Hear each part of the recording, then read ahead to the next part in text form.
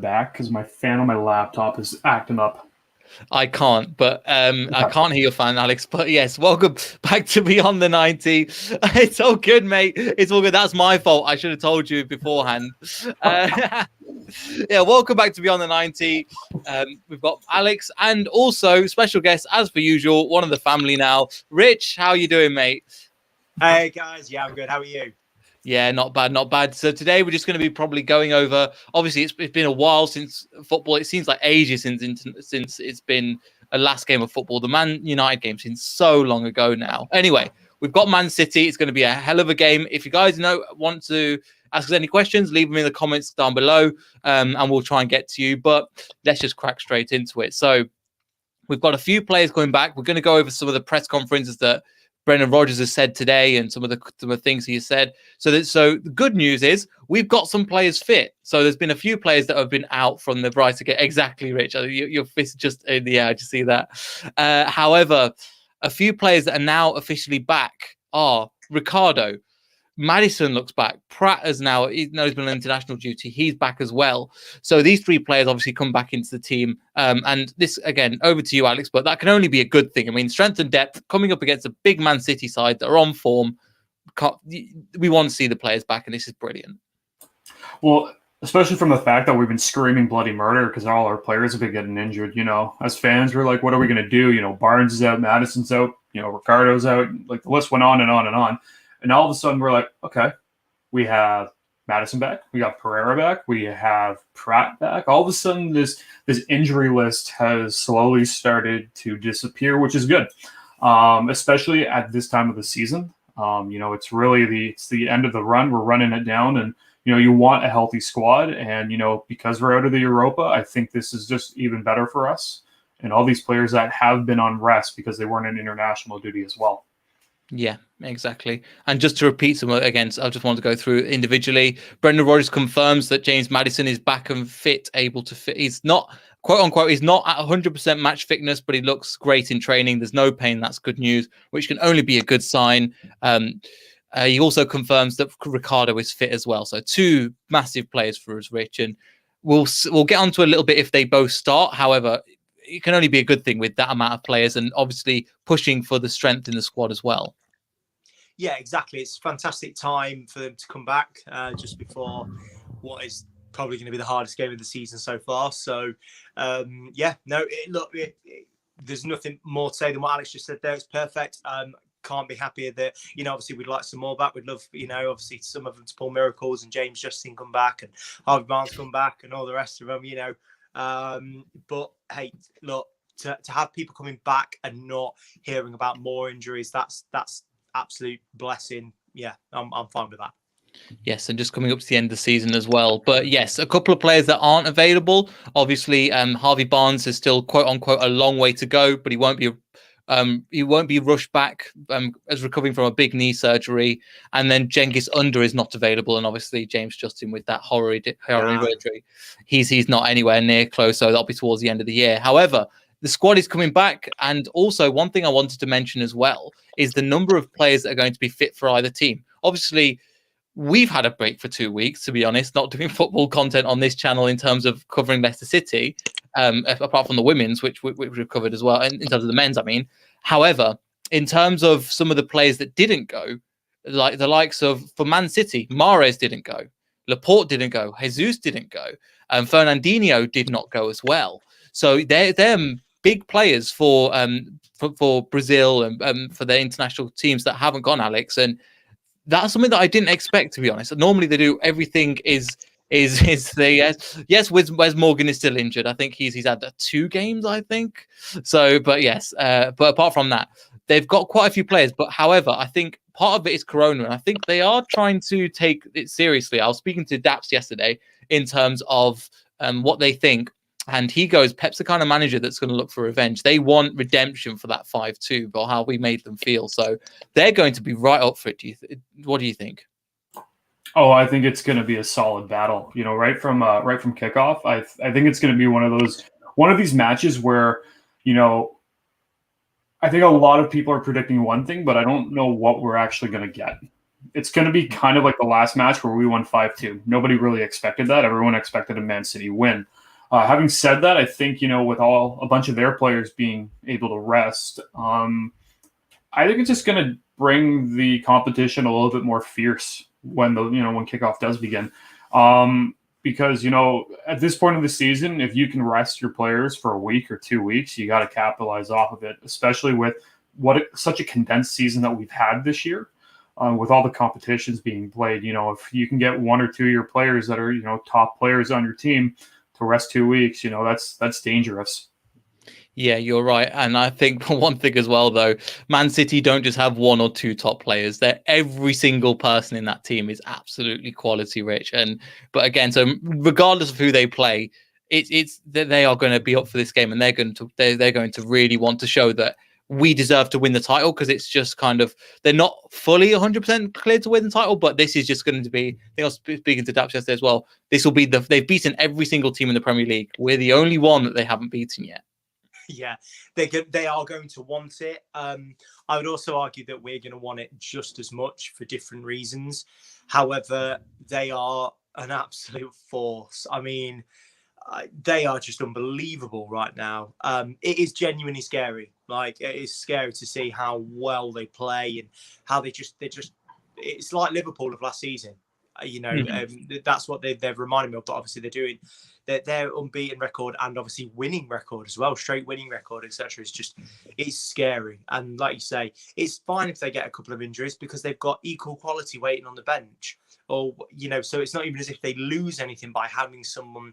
The only way they lose is if they have a couple of injuries in the same space. That's the only time they're going to lose a bit of quality, which is incredible. And the only team I know of that can do it. So.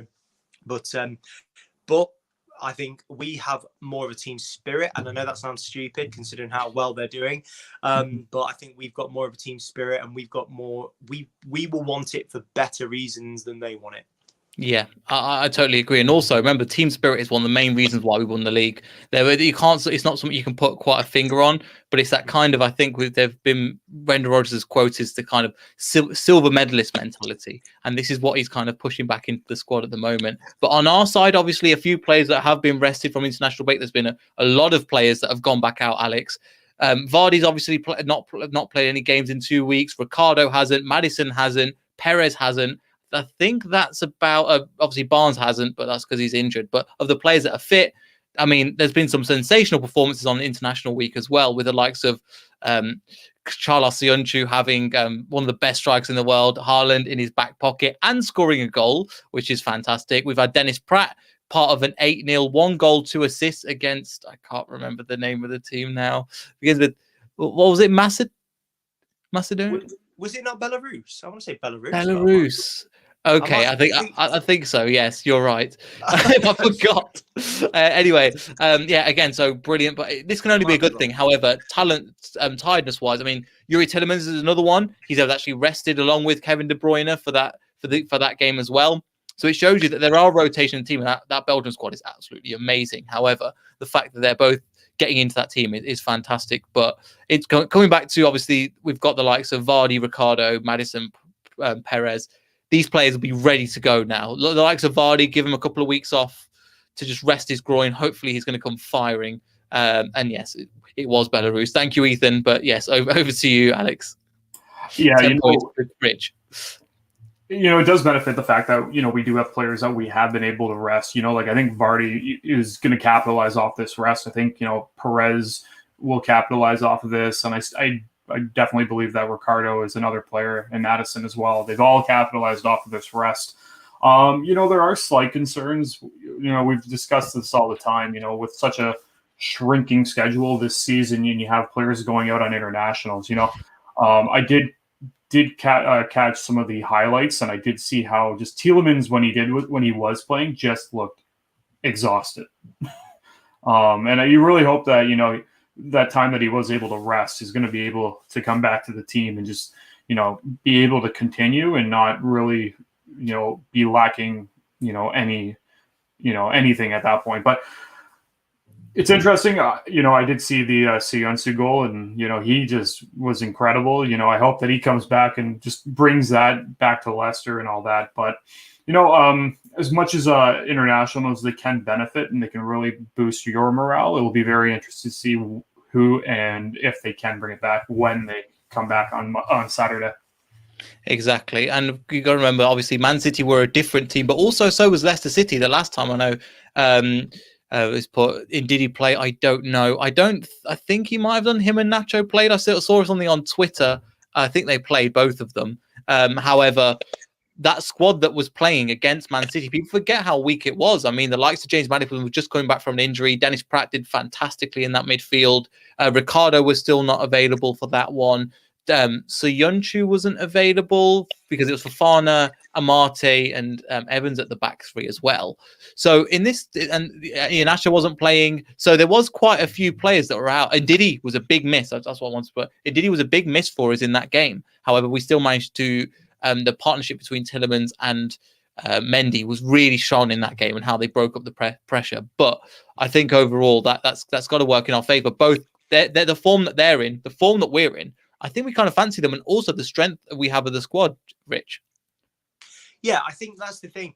You can tell that our players really like each other, which I know sounds stupid and but you can tell they all get on so well. Again, like the 15-16 season, which there was that camaraderie and that, like you said, the siege mentality of that second silver medalists, and it kind of looks that way because I think we're going to go out there with the tenacity and an intelligence. Look, I don't expect a huge scoring game, as in one side to beat the other by a massive tally. I could see 3 or 4 goals, but it won't be all in one favour. So it's certainly going to be tighter than it was last time. Man City, as you say, are just they're better than they were when we last beat them, and I would say we're better than we were actually when we beat them as well. Ironically. Yes, exactly. However, it is a bit of or not David versus Goliath, but David versus I don't know. Yeah, David versus 2 Davids. I don't know. Little David. Or a Goliath. Yeah. Or just a third. But no, it was, I think we're going to come out there with a tenacity that's just going to match them. And I think we're going to want it more, to be honest with you. I think we are going to want it more. It's just whether we can, exactly, Ethan. Yeah.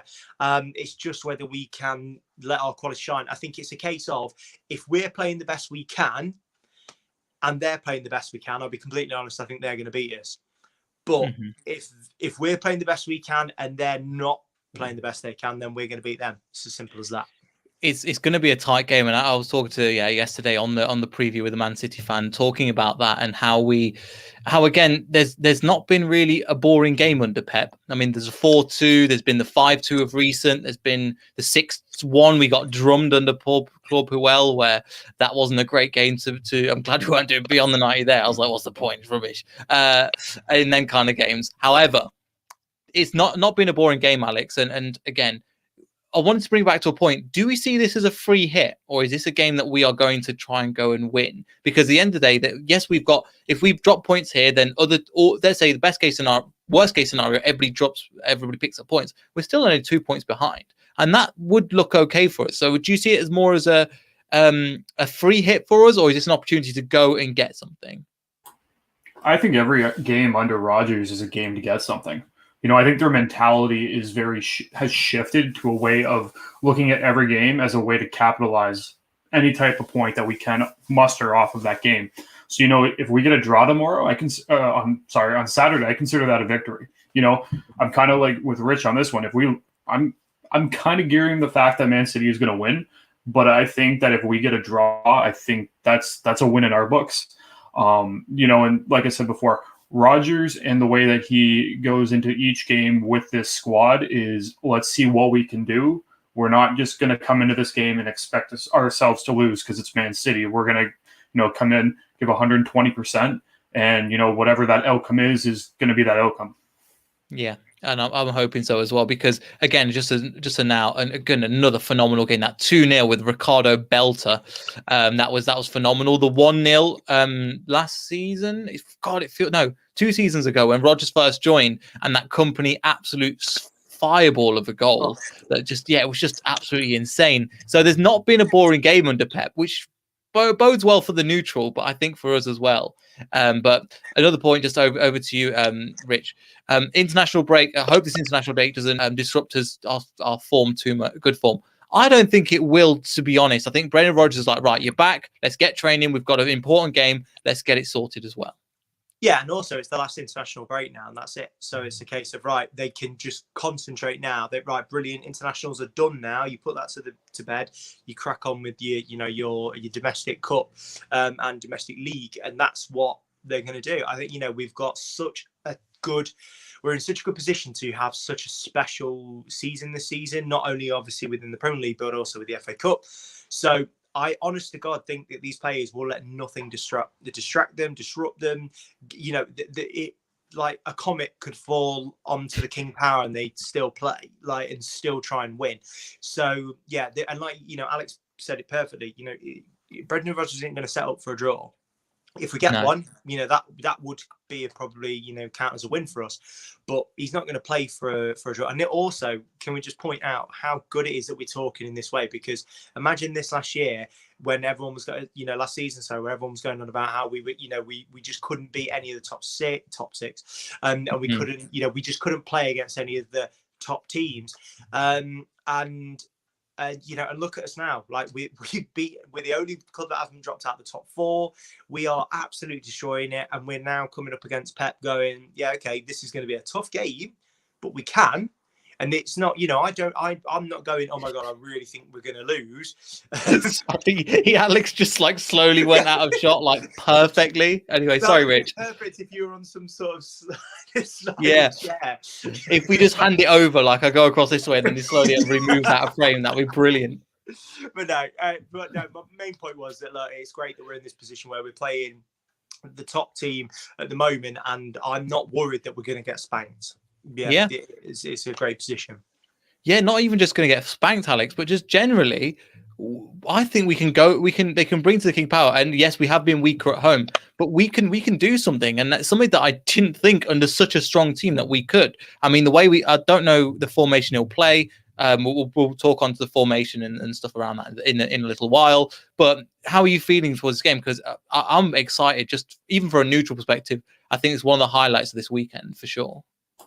Well, first off, I'm excited because I've missed, Leicester City football. That's one thing. But secondly, like we've all been saying, it's wild to think that we've actually considered the fact that.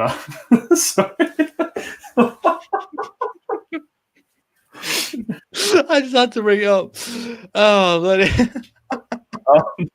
but no, thanks, Ant. Appreciate your comment. For more content like that, make sure you subscribe to LCFC Boy on YouTube. That's all I can say.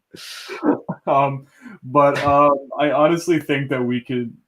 I'm feeling confident. Do I expect that we're going to pull off a win? Not. I think if we pull off a draw, like I said before, well, that's a victory in my books. And the fact that we are actually talking about it in this way, we're talking about facing teams like Man City and Liverpool and Man United, and we're like, yeah, no, bring it on. Let's go. That's such a different mentality to have that we had last year. Yeah, exactly. I think Hato makes a good point as well. Key game points on the board. We'll take a win, of course, but a draw will do, and I think that's fine. It's one of those things where that's the thing where I think that's the case as well. I mean, look at it. Another comment that he put in. So thanks for both of your comments. We're the top of the mini league of the big 6 or 7 this season. We're also the first team to beat all 6 in a single season, which is brilliant to hear. I mean, I didn't know that. So again, thank you for that comment. That's really interesting. But it's something, again, as you said, Rich, that combined with what you just said, that we've been in the top 4 all season, somebody's not picking up on it, but we'll take it. We'll just take it all the way to Champions League, hopefully. Yeah, exactly. And I said this a few weeks back, and and we've all we've had discussions off obviously off this and things like that, where we've seen things on social media where people have just been complete naysayers and negative, and I just don't see the point. I don't see the point in looking for all the negatives, and and don't get me wrong, you see them and you analyze them and you look at how you can do better, and not that we can impact it, but you see, and I saw literally a few weeks ago, and I remember bringing this up to you. I saw someone put on like, oh, that's it, top four's gone. And you're just like, are you kidding me? Like, give it a bit of a chance. Hi, Tommy. Yeah. Like, give it a bit of chance and let's see where we're on. Hey, Ethan. Keep getting on. Sorry, I'm just doing hellos now for some reason. Every single person on this chat. But no, seriously, it is just that thing of we are doing so well this season. And I said a few weeks ago, there's no way we're dropping top four. And, I know it's easy to say, and, unfortunately we did last season, but it's not going to happen this season. We are such a better squad. We've got that strong mentality, and they've all come out and said they've learned so much from that loss last time, as in the loss of the top four position. And I think that's the key thing, is that they all know what it's like to lose that. And, obviously Brendan said, right, remember how this feels, remember this feeling right now. You never want that again. So how are we going to stop that from happening again? We're going to train harder. We're going to learn more. We're going to do everything, and that's what's happening. So for me, it's a brilliant situation to be in. I'm fine that the media don't, that they completely ignore us. Absolutely not a problem at all. We'll pick up the slack, and we'll get everyone to like and subscribe, and hit the notification bell. all that shameless plug stuff. Yep, we're all about it. But no, it's a good position to be in. Exactly, fantastic. And again, I just want to go back to something that has been mentioned this week. We've mentioned it before, but I didn't manage to mention it yesterday as well. I want to just share the screen and see. This is something that was not surprising to Leicester fans, but maybe surprising to the outside. Like the way the club is run. I mean, this again, shout out to Rob Tanner from the Athletic for putting this out. Put his tweet up there as again. But top of the list, 98%, and that is just insane. Normally, there's a couple of percent error. In this case, there is why is it so low? But in this case, yes, it's fantastic, Alex. I mean, the way that this. Again, this is an opinion poll by the Athletic, but I stand by this. This club is unbelievably well run. No, yeah, and that's the truth. I'm still trying to figure out who the 1.38 out of 100 is, because I don't know what they're watching or what they're reading, because I am just through the moon ecstatic on how this club has really delivered this season. Especially in a year of uncertainty. They've really brought this, this whole club together, fan base together. Everyone just seems very positive, and that starts right on the field, and it comes right out to the fan base. And that's been something that's been really awesome to be a part of. Because like I said, this year has been of a complete uncertainty, and being able to just come together and just talk about this and witness what we've been witnessing all season long has been just been really awesome to see. Mm-hmm. Yeah, exactly, and that's the thing. We've just got to give the praise as well. Actually, that's a good point from Hato as well. Rudkin deserves a lot of credit as well, because again, there was a lot of people slating him. I kind of was one after 20.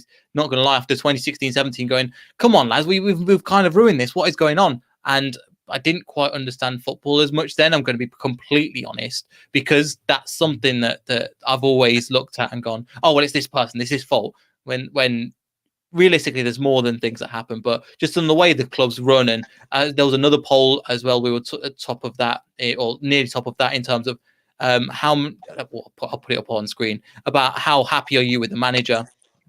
Again, we're 96%, which is absolutely unreal. Look at that now. Yeah, 96%. In terms of fourth place. Again, Everton are top, which is surprising, because in my opinion, they should be doing better than they are.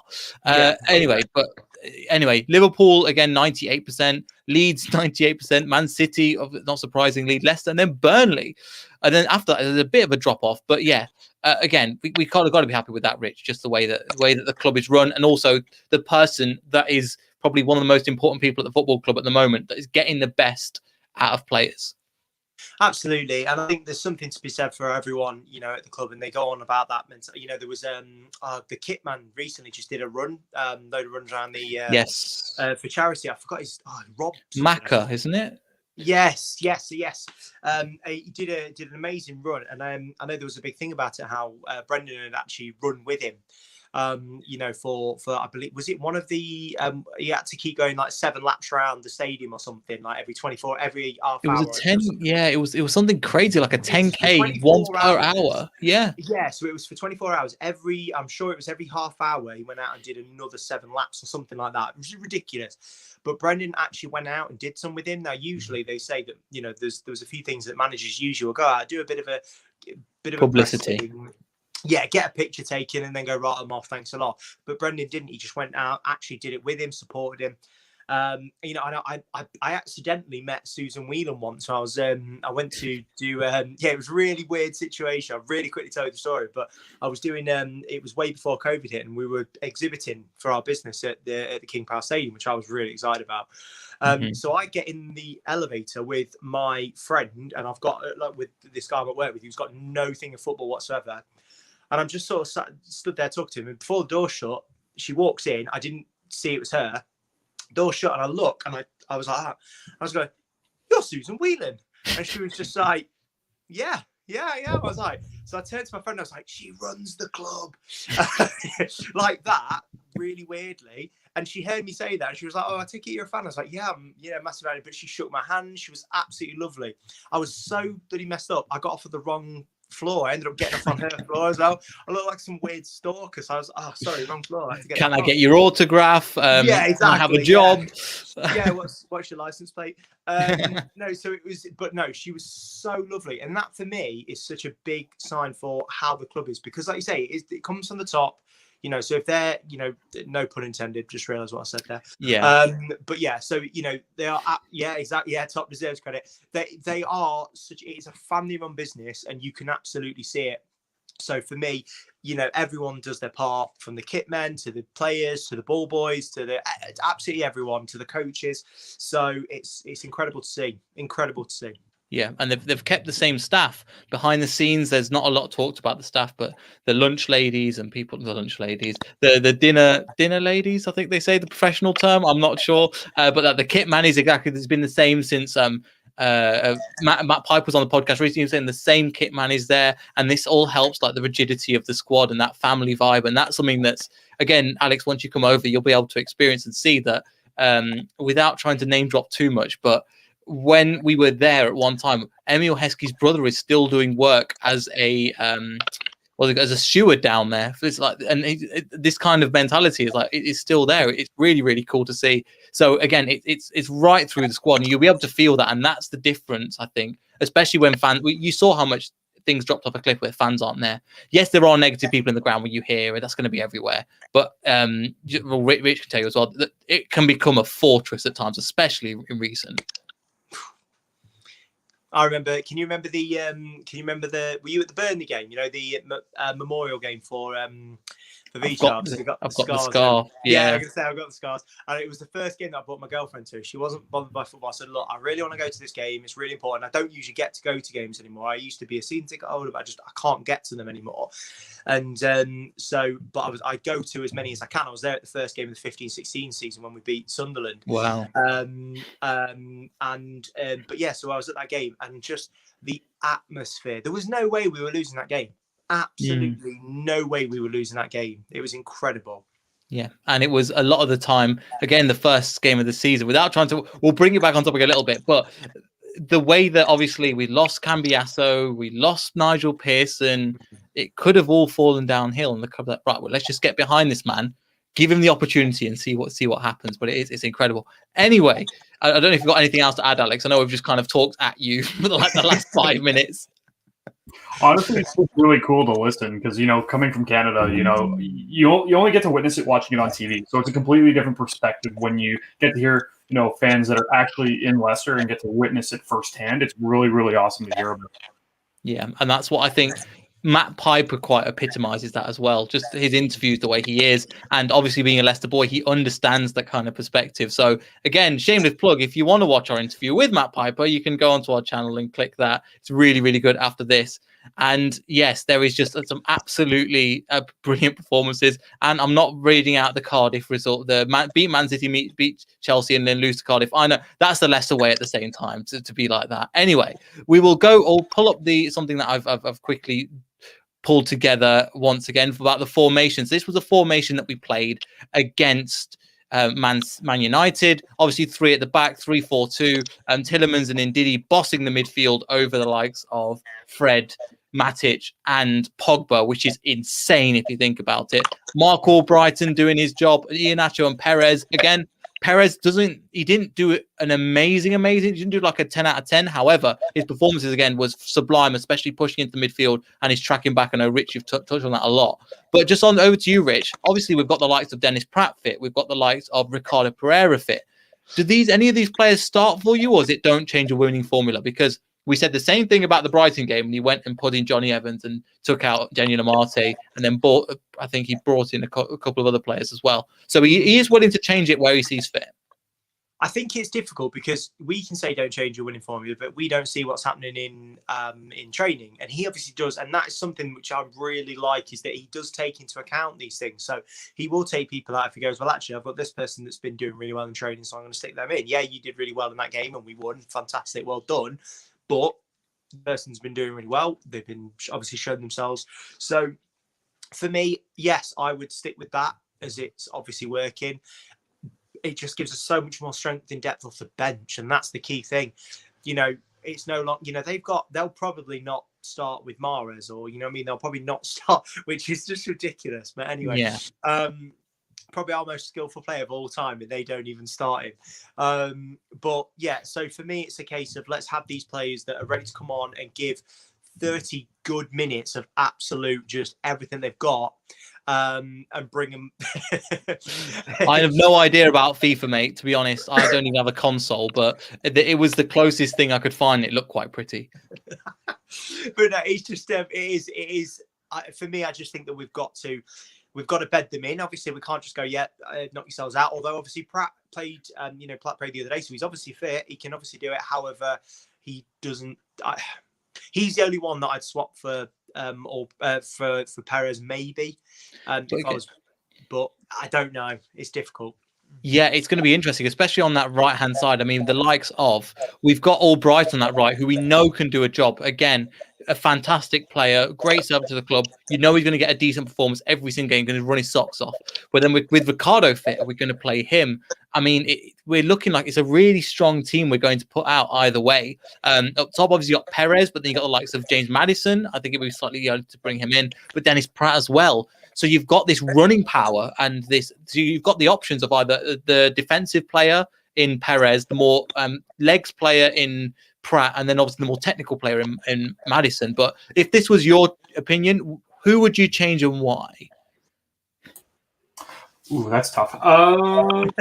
Thank God you asked him that. Ooh, that's tough. I'm going to say the only player I'd actually consider, and I'm saying consider very like quotation marks and all that, would be Perez. And I think I would put Dennis Pratt on to replace him. But regardless in the situation, the way I'm looking at it and looking at who we're going to have on the bench, if Perez does start, you have Pratt, you have Ricardo, and you have Maddison, that all three of them could easily just be the 3 subs that come on.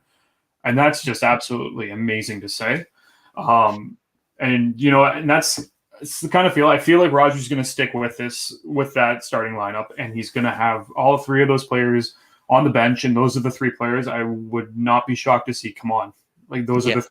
That's how I'm kind of portraying and how Rogers is thinking. But like I said, whatever he decides to do, you just got to trust it, because he's brought us this far. Just keep believing in him. Yeah, and that's what I think as well. The only other player I can think is, again, and just puts it in perfect, just what I was thinking. Albright has done an okay job. He's done a fantastic, in my opinion, he's done a 7 out of 10, 8 out of 10, but you get it every single time. It's not a right wing back, but however, Ricardo's not played much of a right wing back as well. It's a new role to him as well. However, if we look at that, would you start Albright on that right, or would you put in Ricardo straight away? Because again, they're going to want to come and play us. I would. The defensive aspect that you get from Albrighton, for me, is a little bit too good to miss out initially. I get what I'm saying, and it's very rare that I disagree with him. But for me, Albrighton gives you too much against a team that are going to, let's be honest, have the ball. probably 70 at least. You know what I mean? You're probably talking around 70%, you know, it would not be surprising. So for me, we can't, Ricardo gives you more going forward. Although I would argue that he's not looked as quick as he, you know, as he was. Since he's come back, he does not look that quick anymore, that used to be one of his biggest things, although he still looks really skillful. For me, I keep Paul Brighton in. He just gives you that assurance. And also, he does so much going forward. Look, you know, 2 set pieces now we've scored directly from his deliveries. So you're losing his deliveries. And let's look at every other delivery we've had. We score nothing. So for me, he gives you a lot more as well than we give him credit for. We always give him credit for the working back, but we don't give him credit for the going forward. So for me, he's just I can't see him being dropped for Ricardo at the moment. I personally wouldn't. I would leave Albrighton in. Yeah, I would too. I'm just looking at the number of just having a look at the moment. Mark Albrighton's got 1 goal and 6 assists. Considering the amount of minutes he's not played, I think it's across all competitions, but still, of recent, we've always complained that we can't take set pieces. He's come in, as Rich was saying, and then he's taken the goal against Manchester United, for example. He got the set piece there. Again, from a corner, I can't remember. Corner. Yeah. Nacho with his head. Yeah. Iheanacho. Was it Iheanacho or Amate? Amate, wasn't it? Amate, yeah. Sorry. Yeah. So again, that's my only thing as well. And so again, it's one of those things where, again, people are mentioning, again, we haven't even remembered, Luke Thomas, incredible future talent, and it looks like he's going to be an amazing player. However, just in that position, we have so many players that the players that you can't even get in. And again, good position, to have 2 quality players, if not 3 at times. You look at the likes of Perez, Pratt, and bless you, or Maddison as well.